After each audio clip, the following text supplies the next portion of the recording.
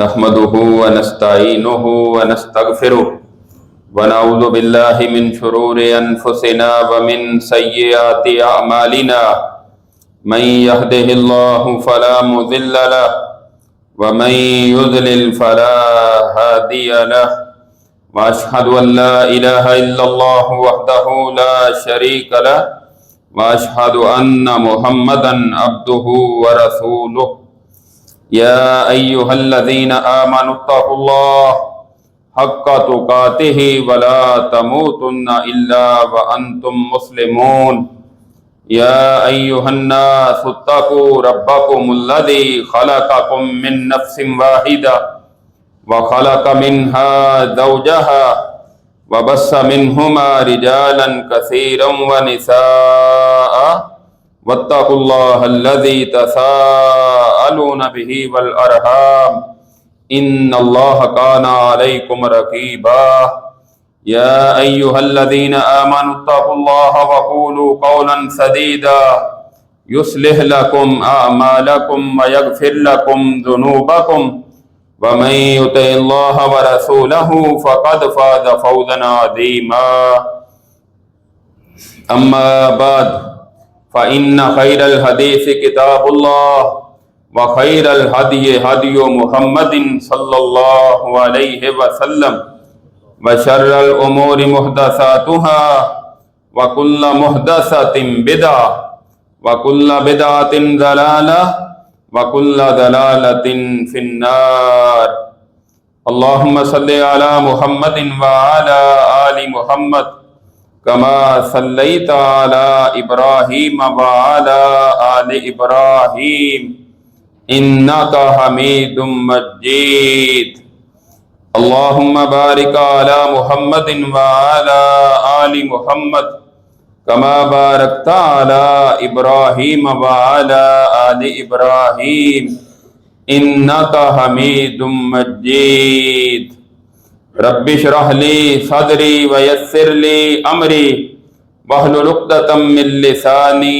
يفقهوا قولي رب زدني علما اللهم انفعنا بما علمتنا وعلمنا ما ينفعنا وزدنا علما فأعوذ بالله السميع العليم من الشيطان الرجيم بسم الله الرحمن الرحيم والذين جاءوا من بعدهم يقولون ربنا اغفر لنا ولإخواننا الذين سبقونا بالإيمان ولا تجعل في قلوبنا غلا للذين آمنوا ربنا إنك رؤوف رحيم۔ ہر قسم کی حمد و ثنا اس اللہ وحدہ لا شریک کے لیے جو ساری کائنات کا خالق، مالک اور رازق ہے۔ درود و سلام امام الانبیاء، سید الانبیاء، سید الاولین والآخرین، ساری کائنات سے افضل اور اعلیٰ جناب محمد الرسول اللہ صلی اللہ تعالی علیہ وسلم کی ذات گرامی پر۔ سامعین محترم، گزشتہ کئی خطبات جمعۃ المبارک میں آپ صحابہ کرام رضوان اللہ علیہم اجمعین کے فضائل و مناقب اور ان کے متعلق جو غلط فہمیاں لوگوں میں پھیلائی جاتی ہیں وہ سماعت فرما رہے ہیں۔ گزشتہ ایک جمعہ جو ہے اس میں حالات کے مطابق توہین رسالت کا جو قانون ہے اس کی وضاحت اور اس کی کچھ تفصیلات بیان ہوئی۔ سابقہ تسلسل کو برقرار رکھتے ہوئے آج کے خطبہ میں بھی انشاءاللہ کچھ ایسی باتوں کی وضاحت کی جائے گی کہ جن کے ذریعے ہمارے دلوں میں صحابہ کرام رضوان اللہ علیہم اجمعین کی محبت پیدا ہوگی اور ان کے متعلق پھیلائے جانے والے شکوک و شبہات اور غلط فہمیاں دور کرنے میں انشاءاللہ ہمیں مدد ملے گی۔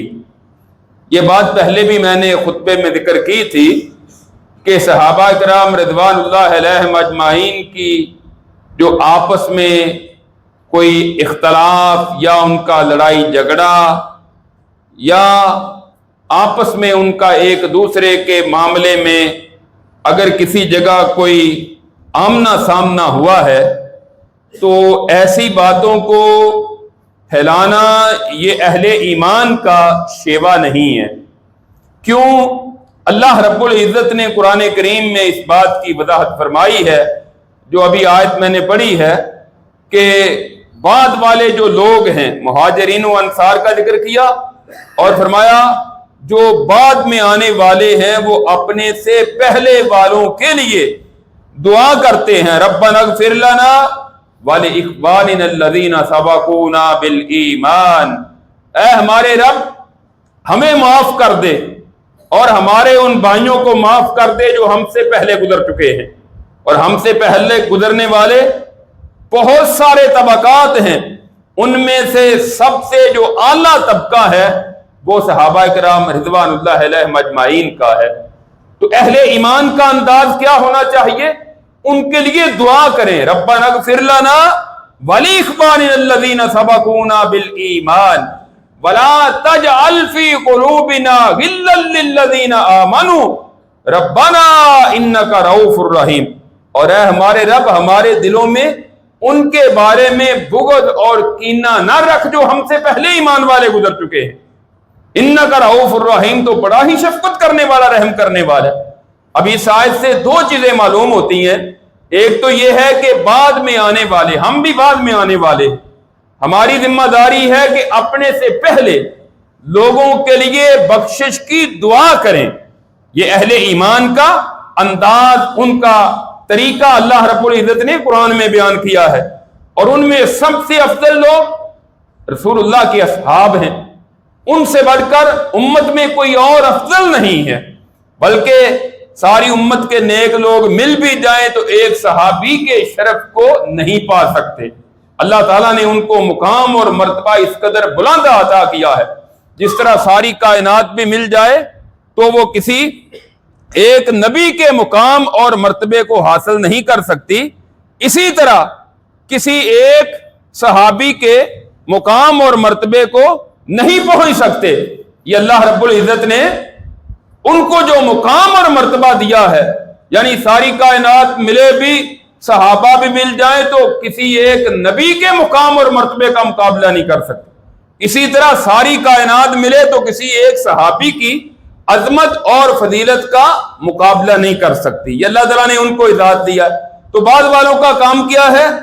ان کے لیے دعا کریں، ربنا اغفر لنا وَلِإِخْوَانِنَا الَّذِينَ سَبَقُونَا بِالْإِيمَانِ، یا اللہ ہمیں بھی معاف کر دے اور ایمان میں ہم سے جو پہلے سبقت لے جا چکے ہیں ہمارے بھائی انہیں بھی معاف کر دے۔ وَلَا تَجْعَلْ، دوسری چیز، وَلَا تَجْعَلْ فِي قُلُوبِنَا غِلًّا لِّلَّذِينَ آمَنُوا، اور یا اللہ ہمارے ان ایمان والے بھائیوں کے متعلق ہمارے دلوں میں کوئی بغض اور کینہ نہ رکھنا، دلوں کو پاک کر دے۔ ہمارے دل ان کے بارے میں پاک ہونے چاہیے، صاف ہونے چاہیے۔ جس کے دل میں صحابہ کا بغض ہے سمجھ لو کہ وہ پھر ایمان والا نہیں ہے۔ اس کو اپنے ایمان کی فکر کرنی چاہیے، نہ کہ وہ صحابہ کے ایمان کی فکر کرے کہ ان میں سے کون کیا تھا، کیوں لڑائی ہوئی، جھگڑا کیوں ہوا، اور ان کے جھگڑوں کو اور ان کے مشاجرات کو بار بار لوگوں میں بیان کر کے ان کے خلاف نفرت پیدا کرے، یہ اہل ایمان کا شیوا نہیں۔ اور اس آیت سے یہ بات بھی معلوم ہوتی ہے کہ جہاں اہل ایمان کی ذمہ داری ہے کہ وہ اپنے دلوں کو ان کے بغض سے پاک رکھیں، وہاں ان کے بغض پیدا کرنے والوں کی مجلسوں اور ان کی باتوں سے بھی اپنے آپ کو الگ رکھنا چاہیے۔ جس طرح نوحہ کرنا، ماتم کرنا جائز نہیں ہے، لیکن آپ ماتم نہیں کرتے، آپ اس مجلس میں جا کر بیٹھ جاتے ہیں، کیا یہ جائز ہے؟ یہ بھی جائز نہیں۔ اسی طرح صحابہ کے بارے میں منفی گفتگو کرنا جائز نہیں ہے، اور اگر آپ کرتے نہیں لیکن آپ سنتے ہیں اور آپ کے سننے سے وہ بدبخت جو صحابہ کرام کے بارے میں بغض رکھتے ہیں وہ پرموٹ ہوتے ہیں. آپ کا ایسے بدبختوں کو سننا بھی درست نہیں. ہاں ایک صورت ہے، اگر آپ اہل علم ہیں، آپ کو اللہ تعالیٰ نے دین کا علم دیا ہے، آپ اس کی بات سن کر اس کا رد کرتے ہیں پھر ٹھیک ہے. لیکن اگر آپ کا اپنا ایمان خطرے میں پڑ جائے، آپ کو پتہ نہیں ہے کہ وہ کیا رہے، آپ اس کی بات پر یقین کرتے ہوئے گزرنے والے مسلمانوں کے متعلق اپنے دل میں بغض رکھے، پھر آپ سمجھیں کہ آپ کا ایمان خطرے میں ہے. یہ بات میں نے پہلے بھی کی تھی کہ صحابہ اکرام معصوم نہیں ہیں، ان سے غلطیاں ہوئی ہیں، اور معصوم صرف اور صرف انبیاء ہوتے ہیں، لیکن مغفور ہیں، اللہ نے ان کو معاف کر دیا ہے. قرآن کریم کی ایک آیت نہیں کئی آیات اس پر دلالت کرتی ہیں کہ جہاں غلطی ہوئی اللہ تعالیٰ نے اس کا ذکر کیا اور فرمایا کہ ان کو معاف کر دیا ہے.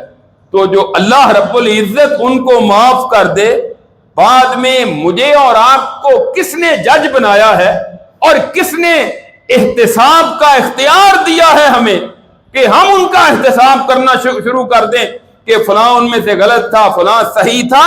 آپ ان پر تجزیہ بھی نہیں کر سکتے. جس کو اللہ تعالیٰ نے معافی کی گارنٹی دے دی، اللہ تعالیٰ نے جن کو جنت کا ٹکٹ دے دیا، اللہ نے جن کو اپنی رضا اور خوشنودی کے سرٹیفکیٹ دے دیے، ان کے بارے میں ہمارے پاس کون سا اختیار ہے کہ ہم ان کے بارے میں اپنی زبان چلائیں، اپنی قلم چلائیں، یا ان کے بارے میں منفی گفتگو کریں. اور اصل جو ہے صورتحال وہ لوگوں سے چھپائی جاتی ہے. ایک وہ گروہ رسول اللہ صلی اللہ علیہ وسلم کے دور میں بھی ایسا گروہ موجود تھا، منافقین کا گروہ. ایک طرف ایمان والے ہیں، دوسری طرف کافر ہیں، اور تیسرا گروہ ہے منافقین کا، جنہوں نے نبی کریم صلی اللہ علیہ وسلم کو اور آپ کے صحابہ کو بہت سارا نقصان پہنچایا ہے. منافقین کا گروہ عبداللہ بن ابی جن کا سربراہ تھا، اور اس کے بعد صحابہ اکرام کا جو دور آیا تو حضرت عثمان رضی اللہ تعالیٰ عنہ کا جو باغی گروہ تھا جنہوں نے حضرت عثمان کو شہید کیا ہے، وہ بھی ایک تیسرا گروہ تھا. ان صحابہ میں سے کوئی بھی نہیں تھا، نہ حضرت علی رضی اللہ عنہ کا اس میں کوئی کردار ہے، نہ حضرت معاویہ، بلکہ معاویہ رضی اللہ تعالیٰ عنہ تو خود ان کے ایک گورنر تھے حضرت عثمان کے، اور ان کے نامزد کردہ گورنر تھے، اور پھر اسی قبیلے اسی خاندان میں سے تھے اور رشتہ داری میں بھی آتے تھے. تو انہوں نے حضرت عثمان رضی اللہ عنہ کو شہید انہوں نے تو نہیں کروایا، اور نہ کوئی یہ دعویٰ کرتا ہے.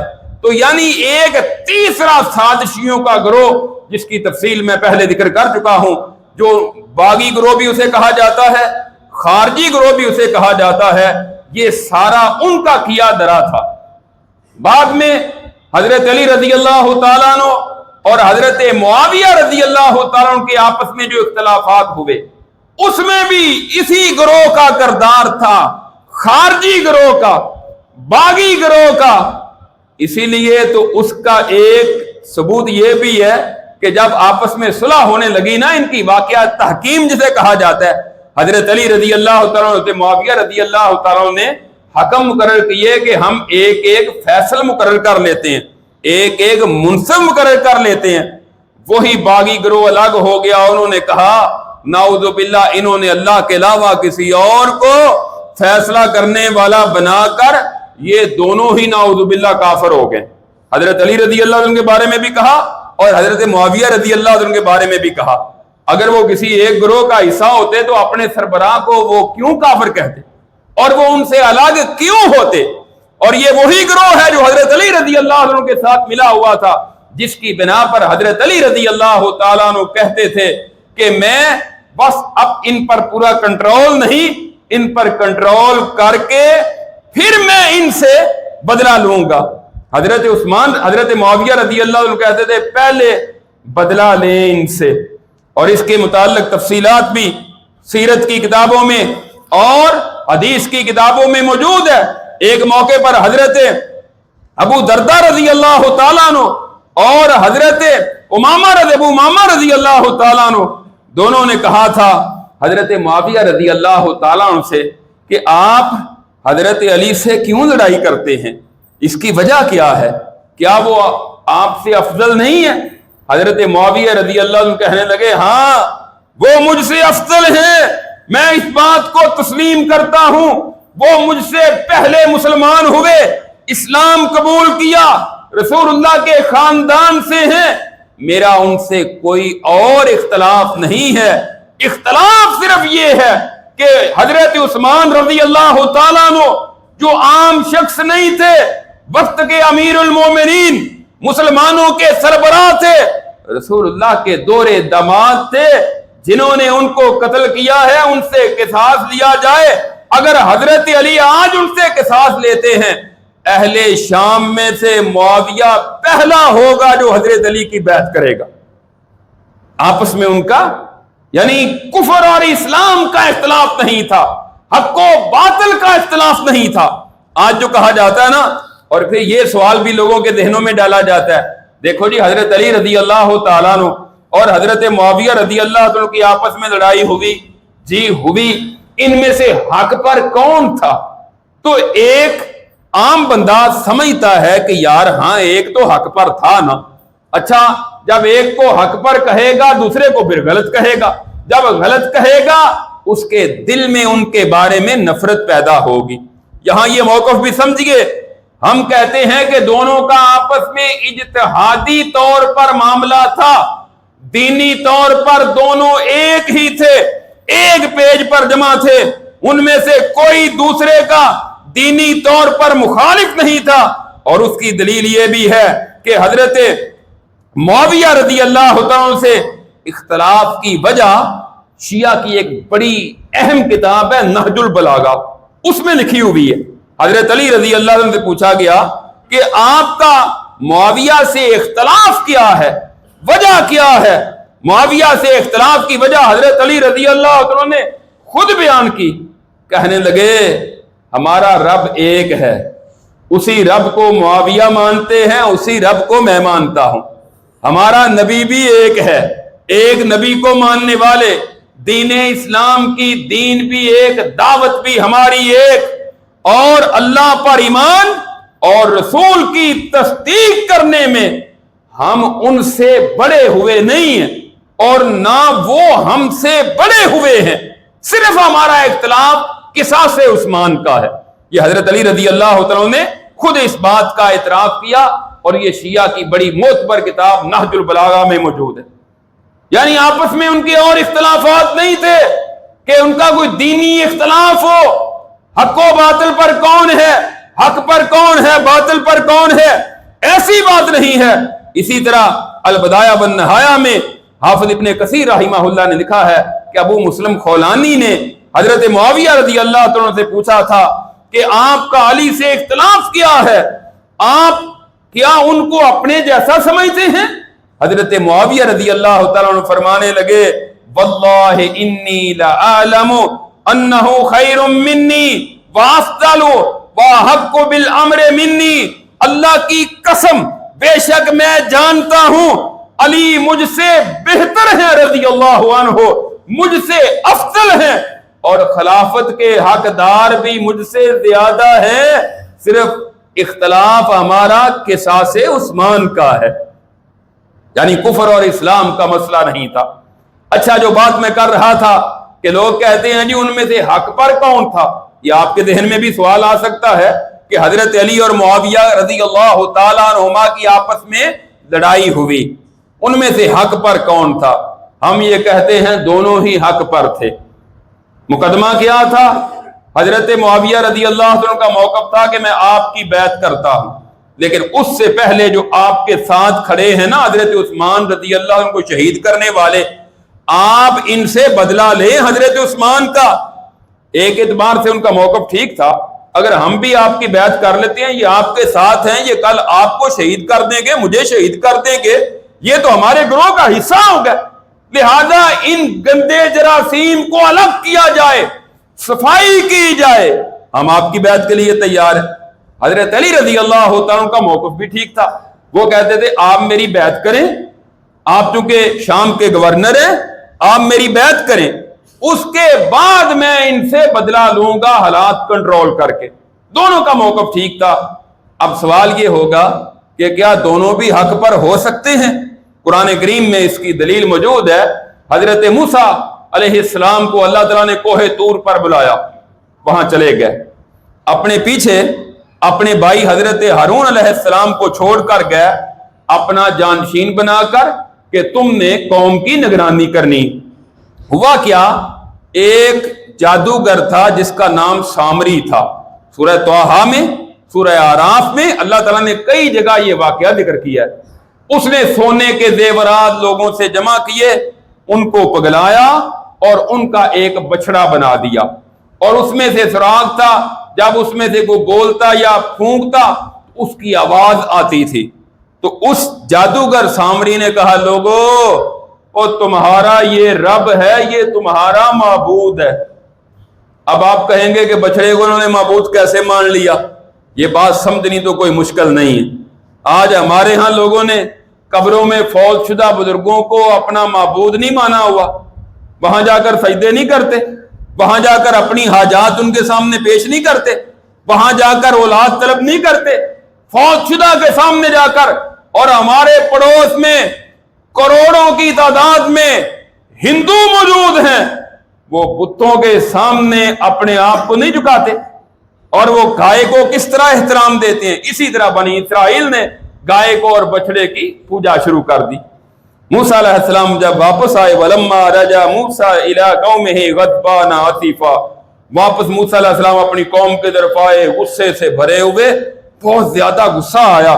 قَالَ بِئْسَ مَا خَلَفْتُمُونِي مِن بَعْدِي أَعْجِلْتُمْ أَمْرَ رَبِّكُمْ وَأَلْقَى الْأَلْوَاحَ وَأَخَذَ بِرَأْسِ أَخِيهِ يَجُرُّهُ إِلَيْهِ، غصے سے تختیاں ادھر پھینکی اور اپنے بھائی کے بالوں سے پکڑا سر سے اور کھینچا، کہا تم نے یہ کیا کیا؟ میں تمہیں نگران بنا کر گیا تھا اور تم نے قوم کو روکا ہی نہیں۔ انہوں نے میرے بعد رب العالمین کو چھوڑ کر بچڑے کو اپنا معبود بنا لیا۔ اب اختلاف آپس میں دونوں کا ہو گیا یا نہیں؟ موسیٰ علیہ السلام کا اور ہارون علیہ السلام آپس میں جھگڑ رہے ہیں، دونوں میں سے حق پر کون تھا؟ دونوں ہی تھے۔ موسیٰ علیہ السلام کا موقف ٹھیک تھا کہ ایک اللہ کی عبادت کرنی تھی، تم نے بعد میں نگرانی کرنی تھی۔ ہارون علیہ السلام کا موقف بھی ٹھیک ہے، وہ کیا ہے؟ آگے آ گیا، انہوں نے کہا قال ابن ام ان القوم استضعفوني وكادوا يقتلونني فلا تشمت بي الاعداء ولا تجعلني مع القوم الظالمين۔ کہنے لگے اے میری ماں کے بیٹے، یعنی دل میں محبت پیدا کرنے کے لیے، سگے بھائی تھے، اے میری ماں کے بیٹے، میرے بھائی، بات یہ ہے کہ میں تو بہت اکیلا تھا، کمزور تھا، یہ مجھ پر غالب آ گئے تھے، قریب تھا کہ یہ مجھے قتل کر دیتے، میں ان کو روکتا رہا ہوں۔ ہارون علیہ السلام بھی ٹھیک تھے، گناہ ان کا بھی کوئی نہیں، دونوں ہی ٹھیک تھے۔ اس کے بہت سارے اور بھی دلائل قرآن و حدیث سے میں موجود ہیں، لیکن جمعے کا ٹائم مختصر ہونے کی بنا پر صرف اشارتاً بتا رہا ہوں۔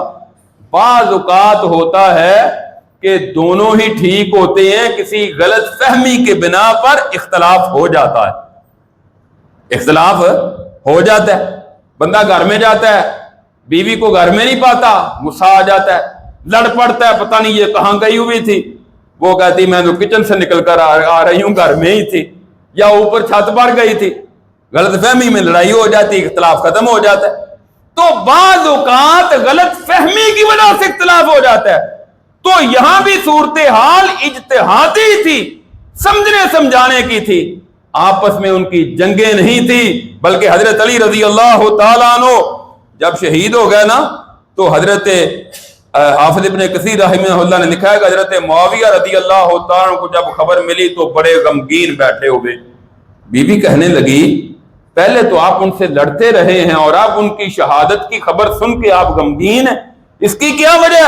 فرمانے لگے وَيْحَكَ إِنَّكِ لَا تَدْرِينَ مَا فَقَدَ النَّاسُ مِنَ الْفَضْلِ وَالْفِقْهِ وَالْعِلْمِ، تجھ پر افسوس ہے، تو جانتی ہی نہیں کہ آج علم کا، فقہ کا اور ایک فضل کا کتنا بڑا نقصان ہو گیا ہے حضرت علی رضی اللہ عنہ کے جانے سے، تجھے اس کا اندازہ ہی نہیں۔ یعنی آپس میں ایک دوسرے کا احترام بھی تھا، اور صرف اختلاف کی جو وجہ تھی اس کی وجہ سے اختلاف تھا. حضرت علی رضی اللہ عنہ سے کسی نے پوچھا تھا, یہ مصنف ابن ابی شیبہ حدیث کی ایک کتاب ہے, اس میں یہ روایت ہے, ان سے پوچھا گیا تھا حضرت علی رضی اللہ عنہ سے کہ جو جنگ صفین میں جو لوگ ہیں ان کے بارے میں آپ کا کیا خیال ہے. بلکہ جنگ صفین میں حضرت علی رضی اللہ عنہ نکلے, ایک طرف اپنی فوج, دوسری طرف حضرت معاویہ رضی اللہ عنہ کی فوج, تو اللہ سے دعا کرنے لگے اہل شام کو دیکھ کر, کہنے لگے اللہم اغفر لی ولہم, اے اللہ مجھے بھی معاف کر دے, ان کو بھی معاف کر دے, غلط فہمی میں ہم ایک دوسرے کے آمنے سامنے کھڑے. کبھی کسی نے اپنے مخالف کے بارے میں بھی یہ دعا کی اس طرح, اللہم اغفر لی ولہم. اور پھر جب لوگ شہید ہو گئے, کئی مسلمان شہید ہو گئے, تو حضرت علی رضی اللہ عنہ سے پوچھا گیا ان کے بارے میں آپ کیا کہتے ہیں. فرماتے ہیں قتلانی و قتلاہم فی الجنہ, اور جو ہمارے مقتول ہیں, جو معاویہ کے ساتھ آئے ہیں, جو ان کے مقتول ہیں, یہ سارے جنت میں ہی جانے والے. یہ حضرت علی رضی اللہ تعالیٰ عنہ سے مصنف ابن ابی شیبہ میں روایت ہے, وہ یہ کہہ رہے ہیں. اس سے بات یہ واضح ہوتی ہے کہ آپس میں جس طرح آج ان کے اختلافات نشر کیے جاتے ہیں, اس طرح ان کے آپس میں اختلافات نہیں تھے. اچھا, پھر اس کے بعد آگے بڑھیں. حضرت حسن رضی اللہ تعالیٰ عنہ جب حضرت علی کے بعد خلیفہ بنے, اچھا حضرت علی کے جو آخری سال تھا نا سن 40 ہجری, اس میں حضرت معاویہ کے ساتھ ان کی صلح ہو گئی تھی. صلح ہو گئی تھی, اور صلح کی بنیاد کیا تھی؟ عراق میں حاکم حضرت علی رضی اللہ عنہ ہوں گے اور شام میں ہم ہوں گے, اختلافات کی وجہ سے نقصان ہو رہا ہے, لہذا ہم وقتی طور پہ جنگ بندی کرتے ہیں اور آپ اپنی اپنی جگہ رہیں, آپس میں ہم ایک دوسرے کے سامنے نہ آئیں. معاملہ حل ہو گیا. حضرت علی رضی اللہ تعالیٰ عنہ کے بعد حضرت علی رضی اللہ عنہ کے بعد حضرت حسن رضی اللہ تعالیٰ عنہ خلیفہ بنے. حضرت علی رضی اللہ تعالیٰ عنہ نے نامزد کیا تھا. اچھا, یہاں لوگ اختلاف کرتے ہیں, کہتے ہیں حضرت معاویہ نے اپنے بیٹے یزید کو اپنا خلیفہ اور جانشین بنا دیا, یہ تو بہت بڑا ظلم ہو گیا, یہ تو موروثیت ہو گئی, وراثت کیسے ہو گئی. وہ اس سے پہلے حضرت علی رضی اللہ تعالیٰ عنہ نے بھی تو اپنے بیٹے حضرت حسن کو نامزد کیا تھا نا. تو ہم نہ ان کو غلط کہتے ہیں نہ ان کو غلط کہتے ہیں. یہ بھی صحابی رسول حضرت علی رضی اللہ تعالیٰ عنہ, انہوں نے اپنے بیٹے کو سربراہ بنانا غلط بھی کون سا ہے. قرآن نے تو اس بات کا بھی ذکر کیا ہے کہ داؤد علیہ السلام اللہ کے نبی تھے, بادشاہ تھے, ان کے بعد ان کے بیٹے سلیمان علیہ السلام کو اللہ نے نبوت بھی عطا کی تھی اور بادشاہت بھی عطا کی تھی, بیٹے تھے.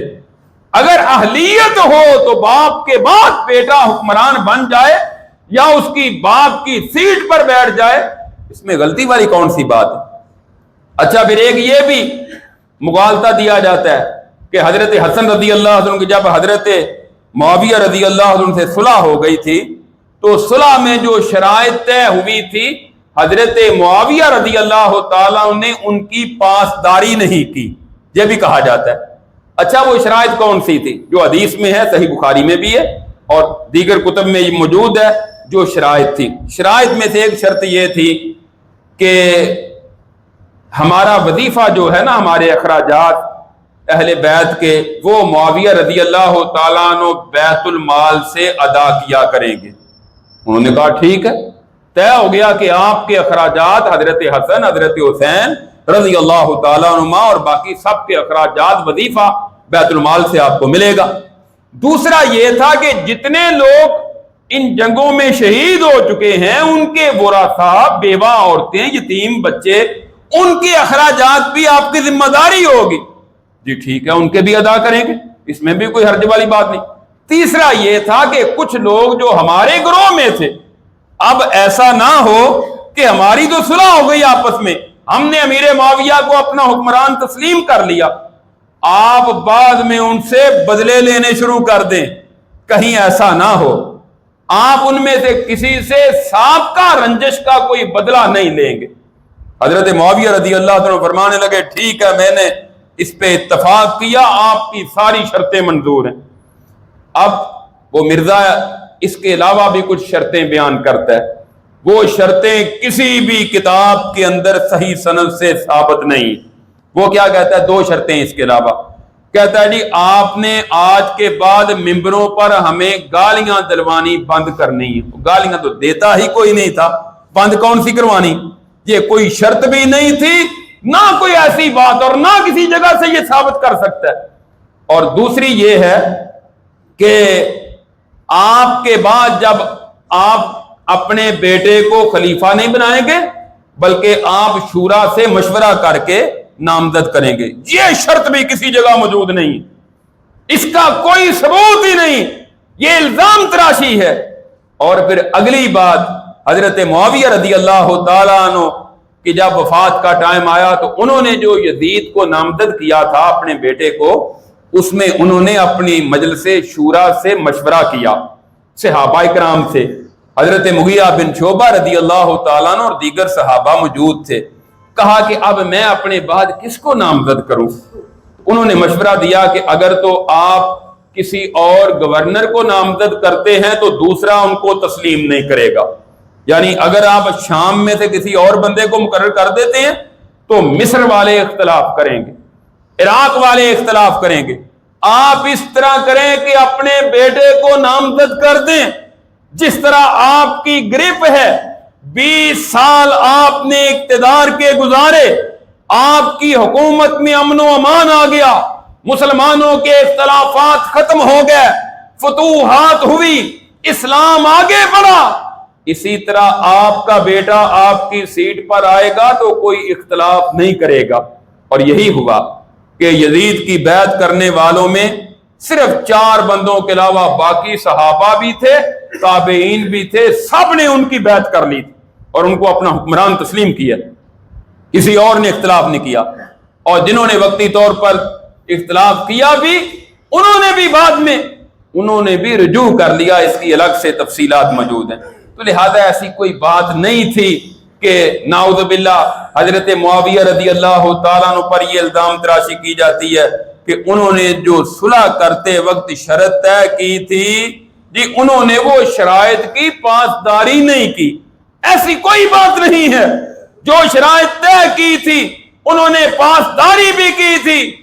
بلکہ عبداللہ بن عمر رضی اللہ تعالیٰ عنہ، یہ صحیح بخاری میں ہے، جب یزید حکمران بن گیا اس دور میں مدینہ میں کچھ لوگوں نے فتنہ برپا کرنا چاہا، تو عبداللہ بن عمر رضی اللہ تعالیٰ نے اپنے خاندان کے لوگوں کو جمع کیا، کہنے لگے ہم نے اللہ اور اس کے رسول کے لیے یزید کے ہاتھ پر بیعت کی ہے، ہم نے اس کو اپنا حکمران تسلیم کیا ہے، سن لو ہم میں سے کوئی غداری نہیں کرے گا، اگر کوئی غداری کرے گا تو رسول اللہ نے فرمایا تھا قیامت کے دن غدار کی پشت پر ایک جھنڈا نصب کیا جائے گا، اور میدان معاشر میں سارے لوگ دیکھیں گے کہ یہ غدار دھوکے باز ہے، لہذا اگر تم میں سے کسی نے یزید کی بیعت سے اپنا ہاتھ پیچھے کیا تو میرا اس کے ساتھ کوئی تعلق نہیں ہوگا۔ یہ کون کہہ رہے ہیں؟ سیدنا عبداللہ بن عمر رضی اللہ تعالیٰ عنہ، جو اس دور میں بہت عظیم صحابی تھے۔ تو اس طرح بہت ساری باتیں ہیں کہ جن کی بنیاد کوئی نہیں ہے، وہ باتیں پھیلا کر صحابہ کرام کے بارے میں دلوں میں بغض پیدا کر کے اختلافات کو ہوا دینے کی کوشش کی جاتی ہے۔ یہ اہل ایمان کا انداز نہیں ہے۔ اہل ایمان کا انداز یہی ہے، صحابہ کے بارے میں اپنے دلوں کو صاف رکھیں، اپنے دلوں میں ان کی محبت رکھیں اور ان کے نقش قدم پر چلیں۔ جہاں ان سے غلطی ہوئی اللہ نے ان کو معاف کر دیا ہے، جنت کا سرٹیفکیٹ دے دیا ہے، لہذا ہمیں کوئی اختیار نہیں کہ ہم ان کے بارے میں کوئی بھی زبان پر بات لا کر یا اپنے قلم پر بات ان کے متعلق کوئی منفی لکھ کر اپنے ایمان کو مشکوک کر لیں اور اللہ کے سامنے کٹہرے میں جا کر کھڑے ہو جائیں۔ اللہ رب العزت سے دعا ہے اللہ تعالی ہمیں کتاب و سنت پر عمل کرنے کی توفیق عطا فرمائے، اور اللہ ہمیں اپنے نبی کے اصحاب اور اہل بیت سے سچی محبت نصیب فرمائے، اور قیامت کے دن اللہ ہمیں ان کا ساتھ عطا فرمائے۔ اللہ ہمارے دلوں کو ان کے بارے میں صاف کر دے، صاف رکھے اور ان سے محبت کرنے والا بنائے۔ آخر دعوانا ان الحمدللہ رب العالمین۔